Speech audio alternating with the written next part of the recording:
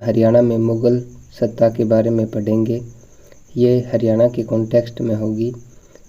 तो आपको पता होगा फ्रेंड, मुग़ल जो सत्ता है वो 1526 में स्टार्ट होती है, जब बाबर पानीपत के युद्ध में इब्राहिम लोदी को हरा देते हैं तो भारत में मुग़ल सत्ता की स्थापना होती है। और ये 1857 जब अंतिम शासक बहादुर शाह जफर द्वितीय को रंगून भेज दिया जाता है और फिर वहाँ उनकी मृत्यु हो जाती है, तो ये दौर एक मुग़ल सत्ता के रूप में स्थापित रहता है।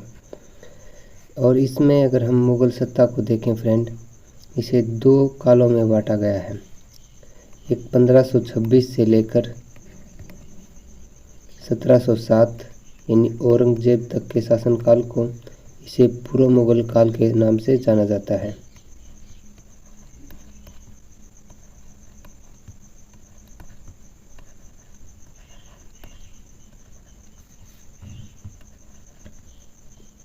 और एक दौर है फ्रेंड 1707 से लेकर 1857 तक का। तो इसमें जो है इसे उत्तर मुग़ल काल के नाम से जाना जाता है।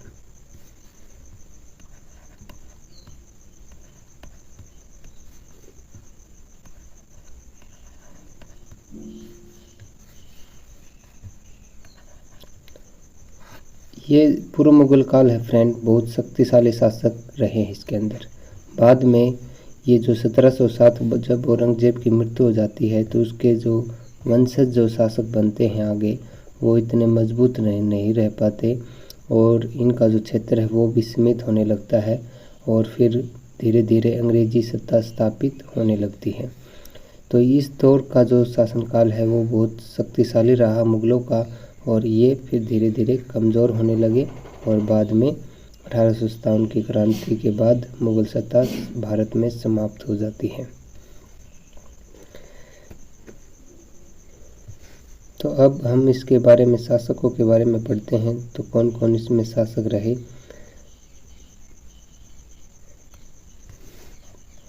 तो सबसे पहले है फ्रेंड बाबर।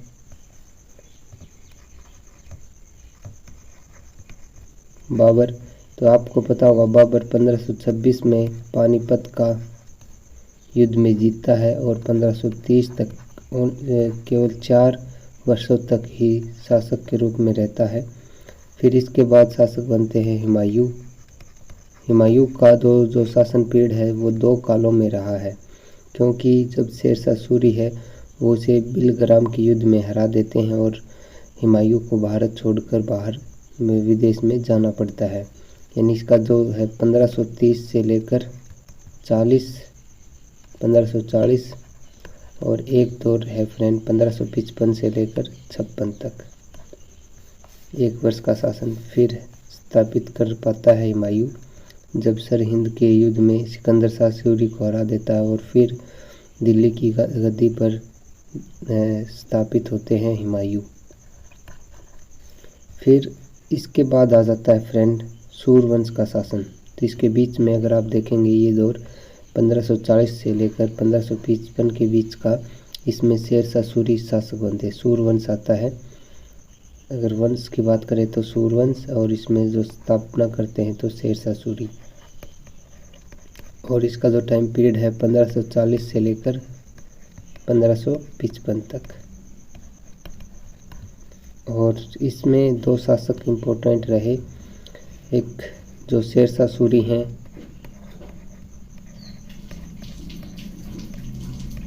शेरशाह सूरी, इनका जो टाइम पीरियड है 1540 से लेकर 45। और फिर इसके बाद जो शासक बनते हैं वो सिकंदर शाह सूरी बनते हैं।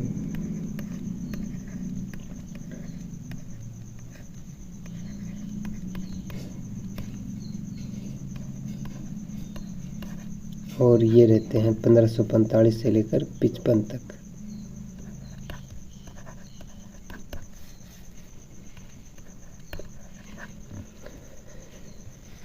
फिर हुमायूं फिर मुग़ल सत्ता स्थापित कर देते हैं। इसको सिकंदर शाह सूरी को सरहिंद के युद्ध में हरा देते हैं। और फिर जो हुमायूं है, ये देखें आप 1555 से फिर 56 तक कौन बनते हैं, हुमायूं।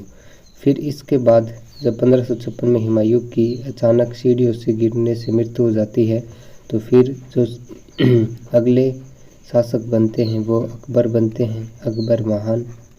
और इसका जो है मध्यकाल भारत का स्वर्ण काल कहा जाता है अकबर के शासनकाल को। इसका जो शासन पीरियड रहा 1556 से लेकर 1605 तक। मुगलों में अगर हम देखें तो सबसे बड़ा अकबर का ही रहा है। फिर इसके बाद शासक बनते हैं जहांगीर। जहांगीर 1605 से लेकर 1627 तक शासक बनते हैं। फिर इसके बाद दो शासक बनते हैं औरंगजेब।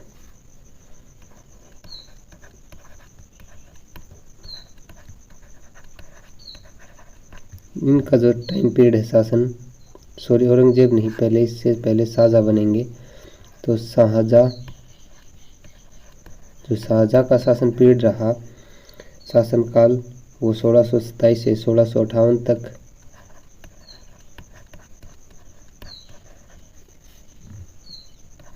फिर जो अगले शासक बनते हैं औरंगजेब। औरंगजेब और इनका रहा 1658 से लेकर 1707 तक। यानी मुगलों में दूसरे नंबर का जो सबसे लंबा शासनकाल है वो औरंगजेब का है। तो ये इनका जो आप शासनकाल याद रखना है। जो बाद में उत्तर मुगल काल है उनके शासकों का याद नहीं रखना है, वो आपके लिए इम्पोर्टेंट नहीं है, ये आपके लिए ज़्यादा इम्पोर्टेंट है। अगला देखते हैं हम अब बाबर के बारे में देखेंगे। तो अब ये हमने शासनकाल से संबंधित जानकारी दी है, आगे देखते हैं।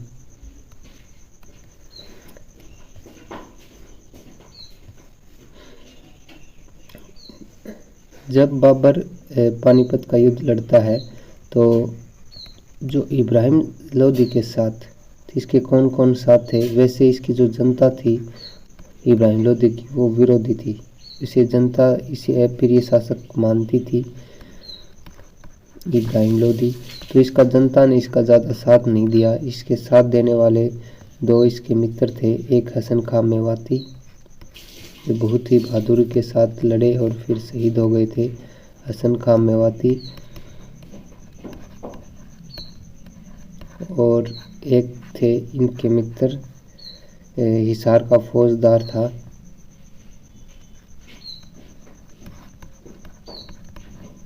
कहते हैं कि इब्राहिम लोदी की सेना में जो सैनिक थे वो 1 लाख थे और जबकि बाबर की जो सेना थी वो 12,000 की थी। ठीक है, हिसार का फौजदार, तो फौजदार जिससे जो था हमीद खां, तो हिसार का फौजदार हमीद खां था।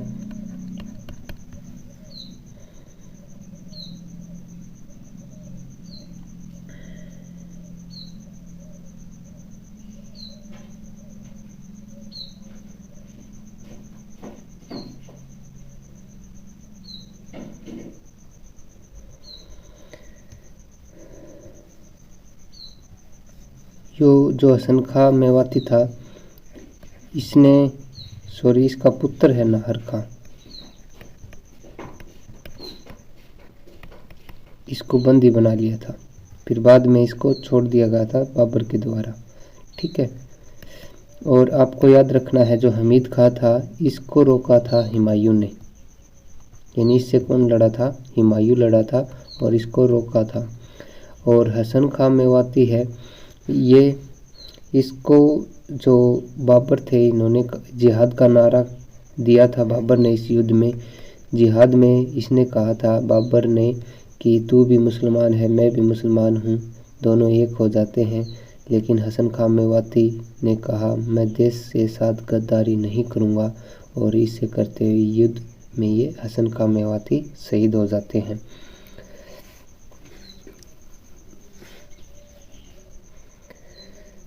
जो बाबरनामा है वैसे ये तुर्की भाषा में है। ये बाबर ने अपनी आत्मकथा स्वयं लिखी थी, ये बाबर की आत्मकथा है बाबरनामा। जो कि तुर्की भाषा में थी। जो बाबरनामा है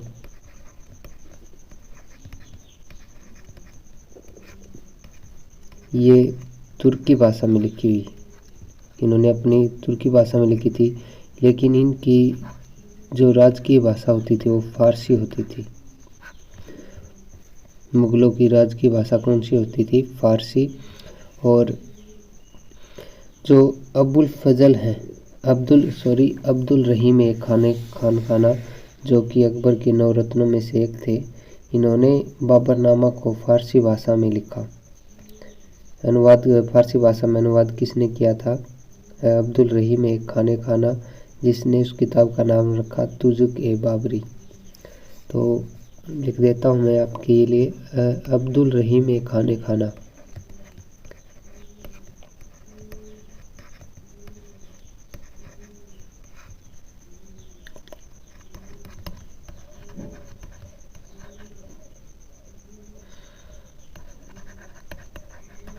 ये अकबर के 9 रत्नों में से एक थे और इसने जो बाबरनामा है इसका फारसी भाषा में अनुवाद किया था, तुज़ुक-ए-बाबरी।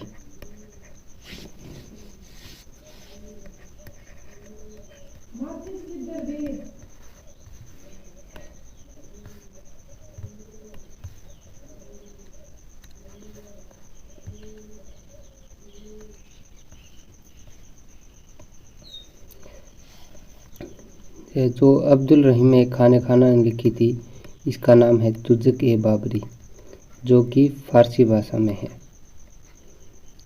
तो आगे देखते हैं फ्रेंड।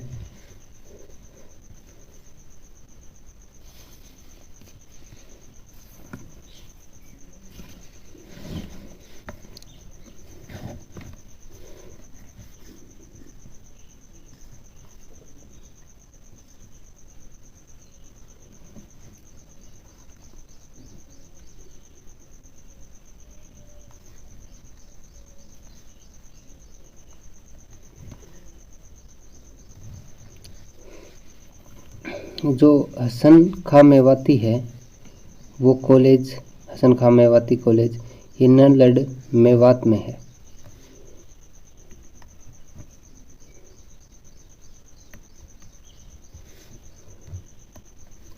हसन खां मेवाती कॉलेज कहाँ है? इन्हीं के नाम पर, क्योंकि ये बहुत ही बहादुर थे और देश से इन्होंने बहुत प्रेम था। और हसन खां मेवाती,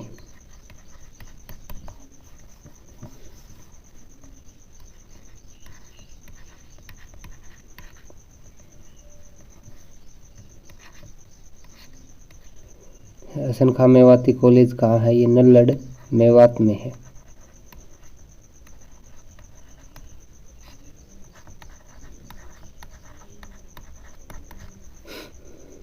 और काबुली बाग मस्जिद, जब बाबर ने पानीपत की युद्ध जीता था तो उन्होंने भारत में पहले काबुली बाग मस्जिद का निर्माण कराया। पानीपत में कौन सी मस्जिद का निर्माण करवाया? काबुली बाग मस्जिद।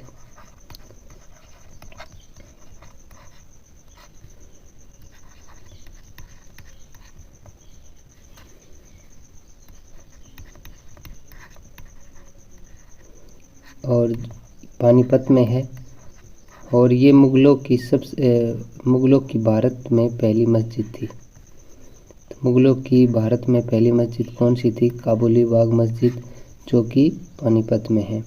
लेकिन अगर इसमें काबुली बाग में एक चबूतरे का निर्माण करवाया था तो चबूतरा का निर्माण किसने करवाया था? तो ये एग्ज़ाम में कई बार पूछा गया क्वेश्चन। तो इसमें चबूतरे का निर्माण हुमायूं ने करवाया था।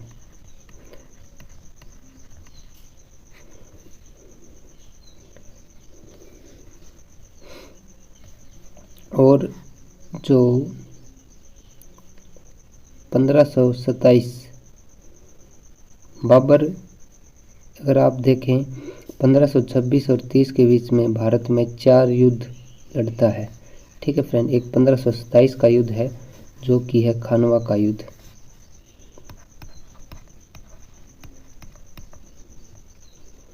जो है खानवा का युद्ध।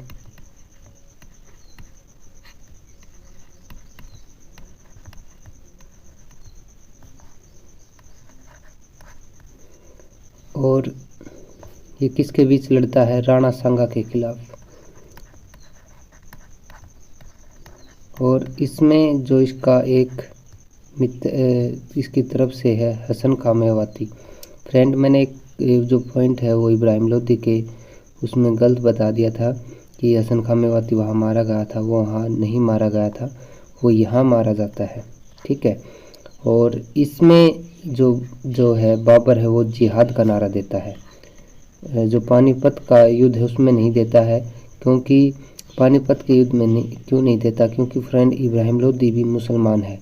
ये जिहाद का नारा किसके खिलाफ होता है? जो जिहाद उसे कहते हैं फ्रेंड जो इस्लाम के खिलाफ हो, ठीक है। क्योंकि इब्राहिम लोदी भी मुसलमान है तो इसके खिलाफ नहीं दिया उन्होंने, ये दिया था राणा सांगा के खिलाफ। तो इसमें इब्राहिम लोदी के साथ जो इसके साथ भी लड़ता है हसन खां मेवाती, इसमें कहता है ये हसन खां मेवाती, इसमें बाबर कहता है कि तू भी मुसलमान है और मैं भी मुसलमान हूँ, जो राणा सांगा है ये हिंदू है, तो तुम्हें मेरे साथ होना चाहिए। लेकिन हसन खां मेवाती ने ये कहा कि मैं देशभक्त हूँ, मुसलमान भी हूँ, लेकिन मैं देश के साथ गद्दारी नहीं करूँगा। तो इस युद्ध में हसन खां मेवाती है वो मारा जाता है। और हसन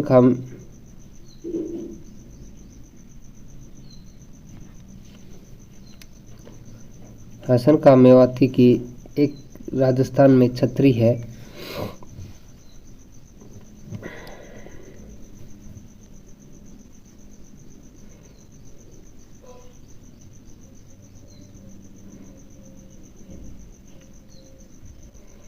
तो इसकी हसन खां मेवाती की छतरी कहाँ है?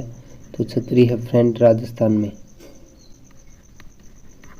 और इसको जब 1947 के हिंदू मुस्लिम दंगे हुए थे तब हिंदुओं ने उसकी छतरी को नष्ट कर दिया था, उपद्रवियों ने, ठीक है, इस छतरी को नष्ट कर दिया था।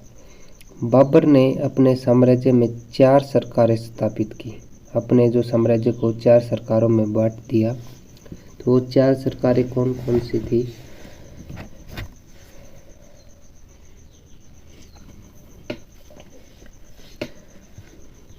तो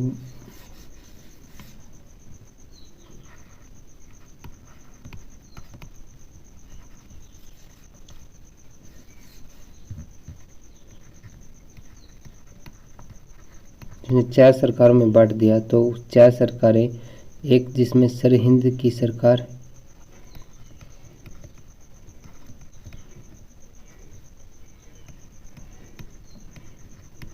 सरहिंद सरकार और दिल्ली सरकार,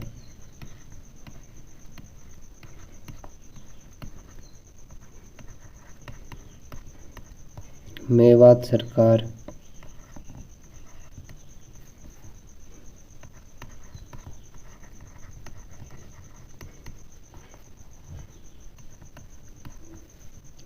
और हिसार सरकार।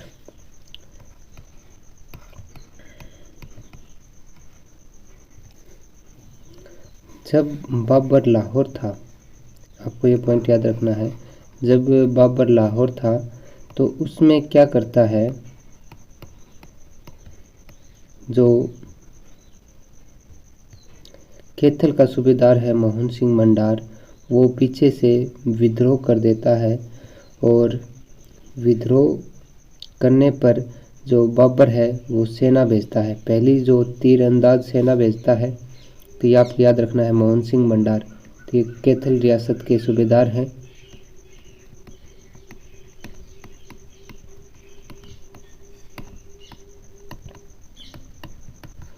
वे कैथल रियासत के सूबेदार हैं। तो इसमें जो बाबर है वो पहले तीरंदाज सेना भेजता है, और तीरंदाज सेना भेजने, तो इसमें मोहन सिंह मंडार और तीर जब युद्ध लड़ता है तो इसमें जो इसकी बाबर की तीरंदाज सेना है वो हार जाती है। इन मोहन सिंह मंडार इसको हरा देते हैं। फिर बाबर क्या करता है, फिर अपनी घुड़सवार सेना भेजता है। तो घुड़सवार सेना भेजता है। तो तब ये घुड़सवार सेना मोहन सिंह मंडार को हरा देती है और इसके साथ ऐसा नरसंहार किया जाता है, इसका आधा हिस्सा काटकर धरती में गाड़ दिया जाता है। कितना नरसंहार किया जाता है मोहन सिंह मंडार के साथ। फिर जो अगले शासक बनते हैं वो बनते हैं हुमायूं। और बाबर की 4 संतानें थी और सबसे बड़ा पुत्र हुमायूं था। तो बाबर ने अपने पुत्र हुमायूं से कहा था कि मेरे मरने के बाद की जो साम्राज्य है वो अपने सभी भाइयों में बांट देना और जो मेरी और मुझे जो कब्र है वो काबुल में मुझे दफनाना। ये 2 शर्तें रखी थी बाबर ने। तो पहले बाबर को पानीपत में दिल्ली में दफनाया गया और फिर बाद में उसकी अस्थियों को काबुल में ले जाया गया। ठीक है फ्रेंड, ये भी आपको याद रखना है। तो हुमायूं का जो शासनकाल है, मैंने जैसे पहले बताया था आपको, 2 पीरियडों में रहा है इसका। एक 1530 से लेकर 40 10 सालों का, और 1 साल के लिए फिर शासक बनता है 1555 से लेकर 56 तक। तो इसके 4 भाई हैं जिसमें मिर्ज़ा हिंदाल, अस्कर और कामरान। जो मिर्ज़ा हिंदाल है इसको मेवात का क्षेत्र दिया जाता है।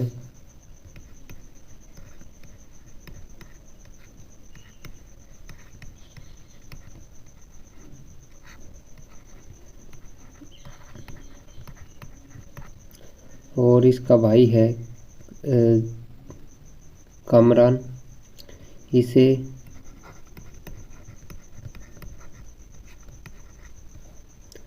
हिसार, सरहिंद और काबुल, हिसार, सरहिंद,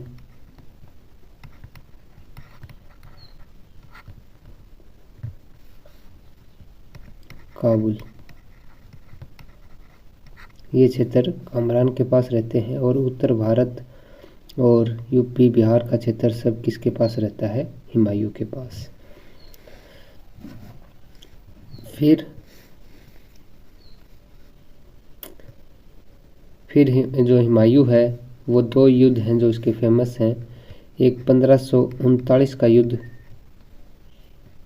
लड़ता है,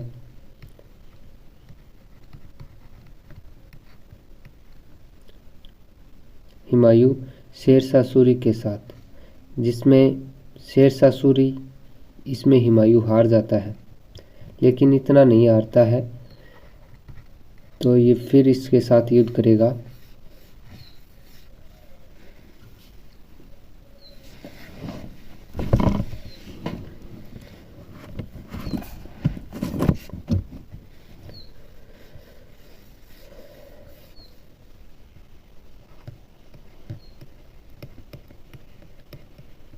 और जिसे चौसा के युद्ध के नाम से जाना जाता है। तो इसमें किसकी हार होती है? हुमायूं की।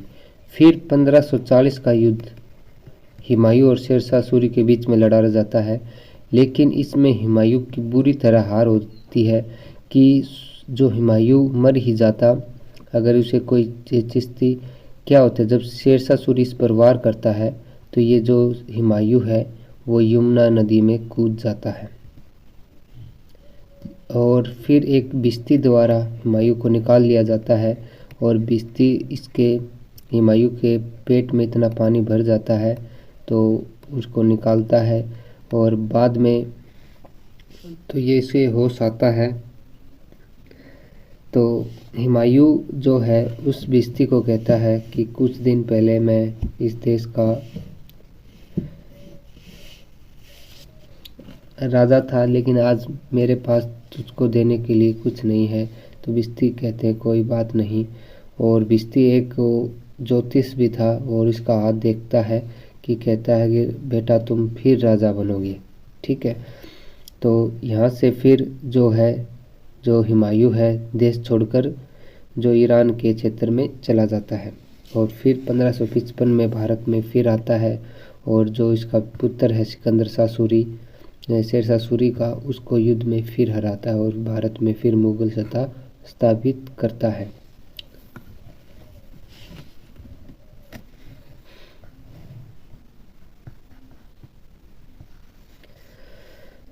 जो 1555-56 का युद्ध है, जो मैंने आपको बताया था 1555 का युद्ध है, इसमें जो ये युद्ध होता है इसे सरहिंद का युद्ध कहते हैं।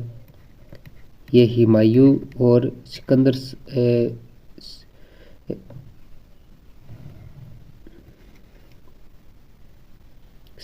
शाह सूरी के बीच में लड़ा जाता है और इसमें सिकंदर शाह सूरी की हार हो जाती है और भारत में फिर मुगल सत्ता की स्थापना हो जाती है।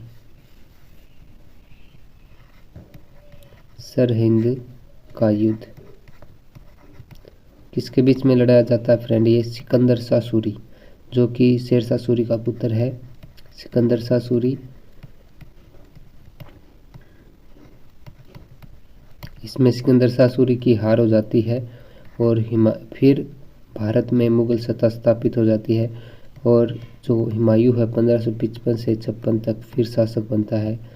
1556 में दिल्ली की सीढ़ियों से दीन पनाह नामक एक लाइब्रेरी है, तो वहाँ से गिरकर इसकी मृत्यु हो जाती है।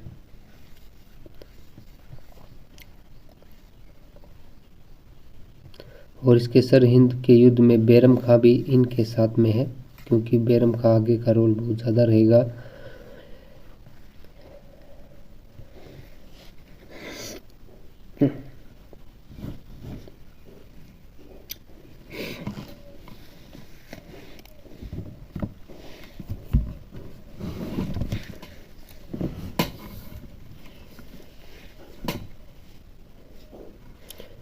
जब हुमायूं की मृत्यु होती है तो जो अकबर हैं मात्र 14 वर्ष की ही हैं और ये कहाँ है? ये फ्रेंड पंजाब के कलानौर में थे जब अकबर की मृत्यु होती है, इसकी हुमायूं की। और अकबर का जन्म पूछा जाता है तो अकबर का जन्म 1542 में अमरकंटक में हुआ था, क्योंकि जब ये अफगानिस्तान का उस क्षेत्र में पड़ता है, क्योंकि जब शेरशाह सूरी हुमायूं को हरा देते हैं तो हुमायूं देश छोड़कर ईरान के क्षेत्रों में चले जाते हैं, तो वहीं इनका जन्म होता है। जब हुमायूं की मृत्यु होती है तो मात्र 14 वर्ष के ही हैं अकबर। तो एक इतिहासकार हैं लेनपुन ने जो हुमायूं के बारे में एक बात कही कि जो हुमायूं है वो सारी उम्र लड़खड़ाता रहा और बाद में लड़खड़ाते ही इसकी मृत्यु हो गई, यानी इसकी सीढ़ियों से लड़खड़ाते हुए मृत्यु हो गई थी। ये ऐसा किसने कहा है? लेनपुन ने। और ये इम्पोर्टेंट है, ये कई बार एग्जाम में ये बात पूछी गई है। और फिर इसी का फ़ायदा उठाकर जब अकबर पंजाब के कलानौर में है और अचानक हुमायूं की मृत्यु होने के बाद जो दिल्ली की गद्दी पर हेमू है वो कब्जा कर लेते हैं और हेमू को हेमचंद्र विक्रमादित्य के नाम से जाना जाता है। ये भारत का 14वां व अंतिम विक्रमादित्य की उपाधि दी गई इसे, और ये एक पहले नमक व्यापारी था। इसे हरियाणा का नेपोलियन भी कहा जाता है, क्योंकि ये 20 से अधिक लड़ाइयाँ लड़ चुका था जिसमें एक बार भी ये नहीं हारा था। ठीक है फ्रेंड, ये सभी पॉइंट किसके बारे में है? हेमू के बारे में। फिर जो अकबर हैं वो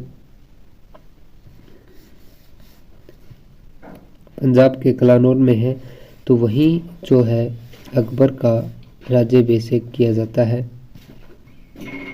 अकबर का जो राज्याभिषेक होता है वो 14 फरवरी 1556 को इसका राज्याभिषेक होता है। तो ये तारीख बहुत इम्पोर्टेंट है, क्योंकि कई चीज़ों के लिए इम्पोर्टेंट है ये 14 फरवरी 1556 को।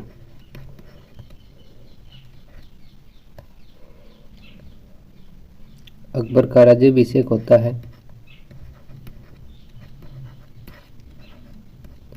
14 फरवरी को देखें तो सुषमा स्वराज का भी जन्म 14 फरवरी को हुआ था, और पुलवामा हमला भी 14 फरवरी का हुआ था, और बाबर का जन्म भी 14 फरवरी को हुआ था। तो ये तीन चीज़ हैं जिसमें आप याद रखें कि जो सुषमा स्वराज का जन्म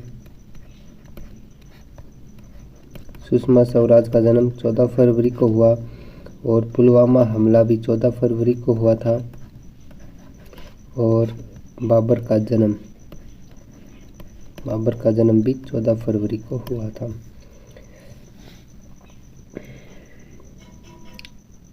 और जो अकबर का राज्याभिषेक है फ्रेंड, ये जब कलानौर था, इसका जो ईंटों का सिंहासन बनाकर इसे बिठाया गया था।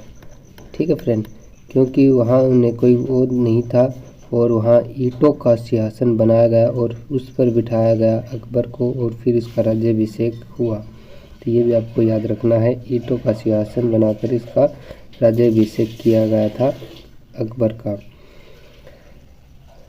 और नारनौल में अकबर के जलाली सिक्के बनाए जाते थे। अकबर के शासनकाल में जलाली सिक्के कहाँ बनते थे, तो महेंद्रगढ़ में आता है नारनौल, तो यहाँ इसके जो है जलाली सिक्के बनाए जाते थे जलाली सिक्के।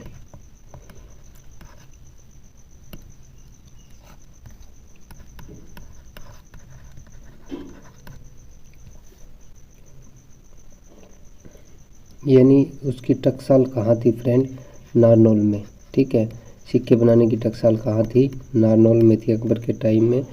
और पानीपत का द्वितीय युद्ध, तो पानीपत का प्रथम युद्ध बाबर और इब्राहिम लोदी के बीच लड़ा गया, और पानीपत का द्वितीय युद्ध तो नवंबर 1556 में ये लड़ा गया। 1556 क्योंकि जब हेमू है वो दिल्ली की राजगद्दी, जब अचानक हुमायूं की मृत्यु हो जाती तो इसी का फ़ायदा उठाकर हेमू है वो दिल्ली की राजगद्दी पर बैठ जाते हैं, और फिर अकबर और हेमू के बीच में पानीपत का द्वितीय युद्ध होता है।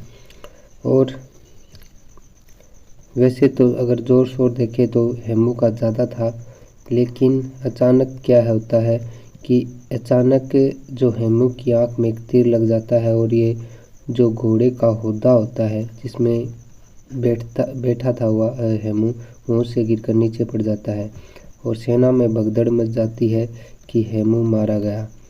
तो इसी का फ़ायदा उठाकर हेमू जो बैरम खां है, जो कि अकबर का संरक्षक भी था, तो बैरम खां क्या कर लेते हैं, हेमू को पकड़ लेते हैं और हेमू को बुरी तरह से मार देते हैं, यानी उसका गला काट देते हैं। तो बैरम खां को अत्याचारी बैरम खां के नाम से भी जाना जाता है। और इस तरीके से फिर जो है फिर से दोबारा के अकबर की सत्ता स्थापित हो जाती है। फिर अकबर के बाद इसका पुत्र जहांगीर वो शासक बनता है।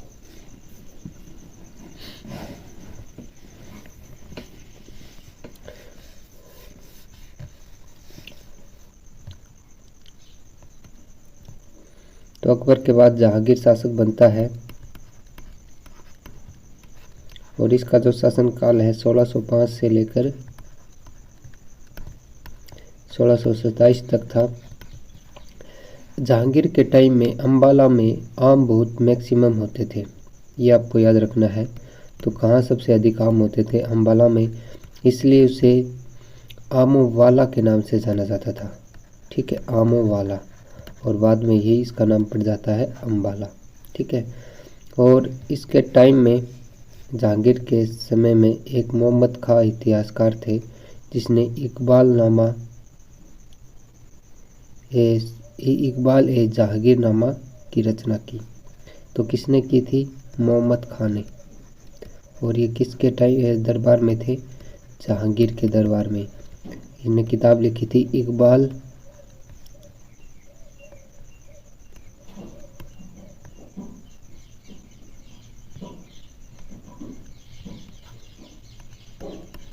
इकबाल है जहांगीरनामा।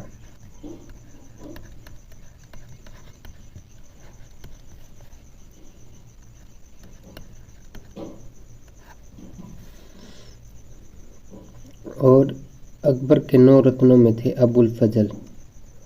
अबुल फजल जिसने अकबरनामा लिखी थी, इसने जो अपने अकबरनामा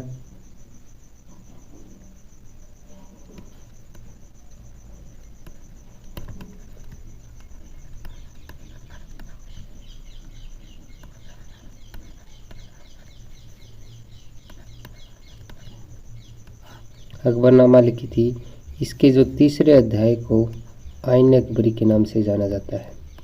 ये भी आप याद रखना, अकबरनामा का तीसरा अध्याय है, उसको किसी नाम से जाना जाता है, आईन अकबरी। और जो अबुल फजल ने इसने हरियाणा का वर्णन किया है अबुल फजल ने, उसमें कहा है कि जो हरियाणा है कृषि और पशुपालन पर निर्भर था, और जो हरियाणा की जनसंख्या है 90% कृषि व पशुपालन पर निर्भर थी। ये किसने लिखा है? अबुल फजल ने। और अबुल फजल ने कहा है कि रबी की 16 किस्में और खरीफ की 25 फसलें बोई जाती थी। यानी रबी की 16 प्रकार की फसलें बोई जाती थी। रबी मतलब सर्दी की, जिससे गेहूं की होती है, सरसों, तो ये रबी की फसल है। तो इस प्रकार की रबी की 16 फसलें और खरीफ की 25 फसलें हरियाणा में बोई जाती थी। ये किसने लिखा है? अबुल फजल ने। जो जहांगीर ने अबुल फजल को मरवा दिया था, और किसके द्वारा मरवाया था? वीर सिंह बुंदेला के द्वारा। तो जहांगीर ने किसको मरवा दिया था? अबुल फजल को। अबुल फजल को मरवा दिया था। और इसको किसने मारा था? तो इसे वीर सिंह बुदेला ने इसको मार दिया था। किसके कहने पर? जहांगीर के कहने पर।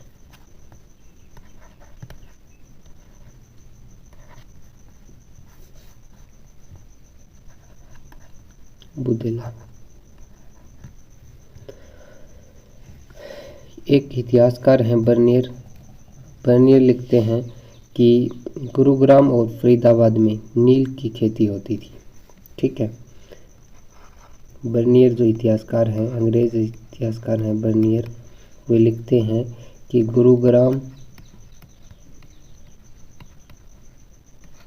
गुरुग्राम व फरीदाबाद में किसकी खेती होती थी? नील की खेती।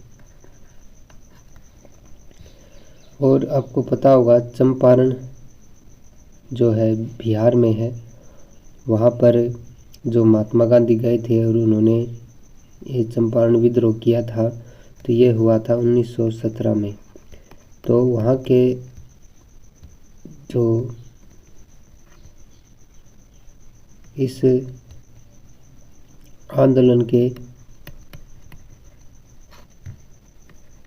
करता थे राजकुमार शुक्ल ने महात्मा गांधी को इनवाइट किया था। और अंग्रेज़ों ने यहाँ क्या लागू कर रखा था कि 1/3 क्षेत्र पर नील की खेती करना अनिवार्य है। और जब एक बार नील की खेती हो जाती थी, फ्रेंड फसलों खेती, तो वहाँ की जो धरती थी वो बंजर हो रही थी, और इसी का विरोध कर रहे थे किसान। और इसी का जो नेता थे वो राजकुमार शुक्ल थे, और राजकुमार शुक्ल ने महात्मा गांधी को इनवाइट किया था, और महात्मा गांधी आए थे, और इस आंदोलन में वे सफल भी रहे। इसके बाद जहांगीर के बाद जो शासक बनते हैं वो हैं शाहजहाँ। तो शाहजहाँ से ज़्यादा ही नहीं पूछा जाता, तो हरियाणा के कॉन्टेक्स्ट में तो आपको एक तो इनका शासनकाल याद रखना है। इसका जो शासनकाल है वो 1627 से लेकर 1658 तक रहा। शाहजहाँ ने ही ताजमहल का निर्माण करवाया था, और इन्होंने एक मयूर सिंहासन का निर्माण, जिसे तख्त ताउस के नाम से जाना जाता है, इसका निर्माण करवाया था। ये किसने करवाया था? शाहजहां ने। मयूर सिंहासन,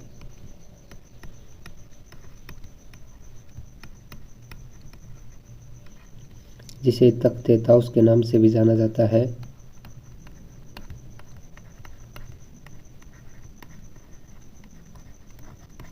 और इसका निर्माण किसने किया था? ये बेबादल थे, आर्टिक्स बेबादल खां ने, आर्किटेक्ट थे बेबादल खां। उन्होंने इस सिंहासन का निर्माण करा था, और करवाया किसने था? शाहजहां ने। यानी जो मयूर सिंहासन पर बैठने वाला प्रथम मुगल शासक कौन था? शाहजहां। और अंतिम मोहम्मद शाह रंगीला। और इसके बाद जो मयूर सिंहासन को नादिर शाह, जो ईरान का शासक था, वो भारत से इसको लूट कर ले गया था। तो नादिर शाह इस सिंहासन को लूट कर ले गया था। और ये कहाँ का शासक था? ये ईरान का था, और इसे ईरान का नेपोलियन भी कहा जाता है। फिर शाहजहां के बाद अगले शासक बनते हैं औरंगजेब।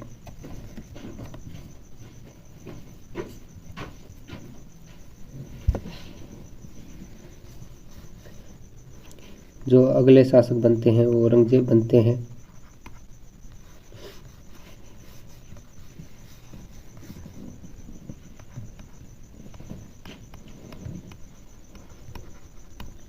और औरंगजेब का जो शासनकाल है वो 1658 से लेकर 1707 तक रहा।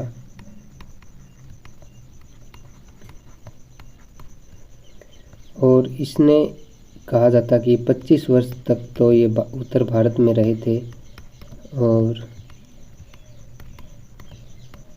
और अंतिम जो 25 वर्ष थे वो इसने दक्षिण भारत को जीतने में लगाए थे।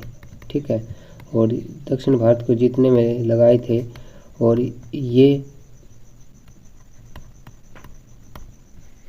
दक्षिण भारत को औरंगजेब का कब्रिस्तान भी कहा जाता है। कब्रगाह कहा जाता है। जो सतनामी विद्रोह है वो भी औरंगजेब के शासनकाल में हुआ, जो नारनौल में किया था लोगों ने सतनामी विद्रोह।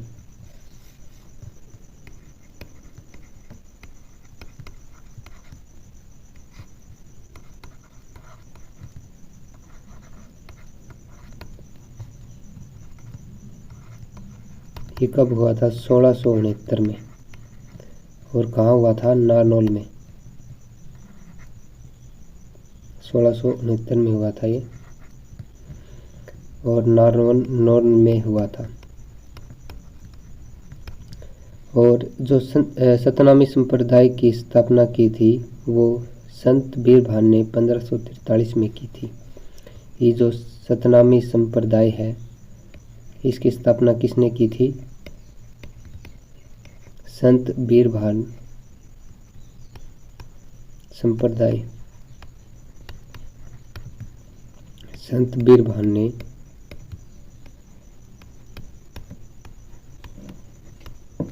1543 में की थी। और इन्हीं के अनुयायियों ने सतनामी विद्रोह किया था 1669 में, और ये कहाँ हुआ था? नारनौल में। और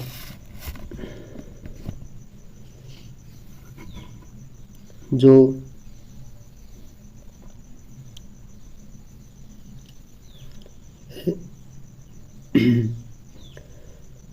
औरंगजेब ने अपनी बीबी का मकबरा औरंगाबाद, जिसे दौलताबाद के नाम से भी जाना जाता है, महाराष्ट्र में करवाया था। बीबी का मकबरा।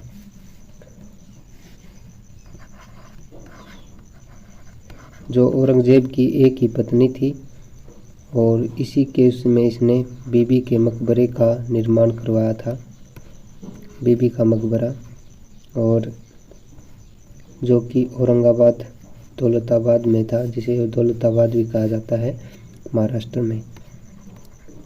तो बीबी का मकबरे का निर्माण कहाँ करवाया था? औरंगाबाद में। और जिसे दौलताबाद भी कहा जाता है।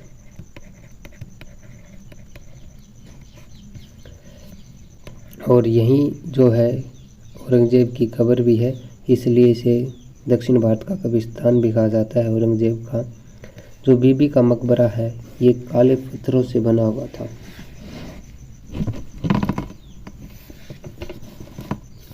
जो बीबी का मकबरा था ये किससे बना हुआ है? काले पत्थरों से। काले पत्थरों से बना हुआ था, इसलिए इसे काला ताज महल के नाम से भी जाना जाता है। काला ताज।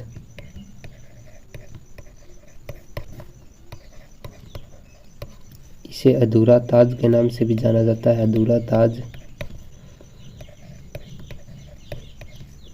और दक्षिण का ताज भी जाना जाता है, दक्षिण भारत का ताज। दक्षिण भारत का ताज किसे कहते हैं? तो बीबी के मकबरे को कहते हैं।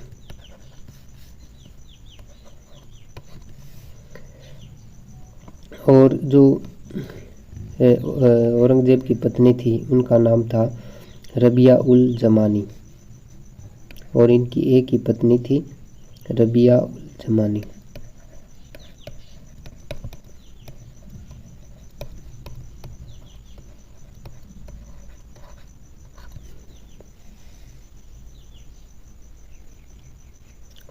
और औरंगजेब को इसकी चारित्रिक क्वालिटी के कारण इसे जिंदा पीर भी कहा जाता है, क्योंकि इन्हें एक शादी की थी और नमाज परहेज के बहुत ही सख्त थे और ये कट्टर सुन्नी मुसलमान थे। इसलिए इसे जो इनके अनुयायी हैं इसे जिंदा पीर कहते थे लोग। इतनी ज़्यादा क्वालिटी थी इनके अंदर, तो ये इसे क्या कहते थे? जिंदा पीर। पीर का अर्थ होता है फ्रेंड गुरु, ठीक है। जिंदा पीर। तो जिंदा पीर किसे कहा जाता है? औरंगजेब को। और जो औरंगजेब है ये कट्टर सुन्नी मुसलमान कहा जाता है इनको, कट्टर सुन्नी मुसलमान।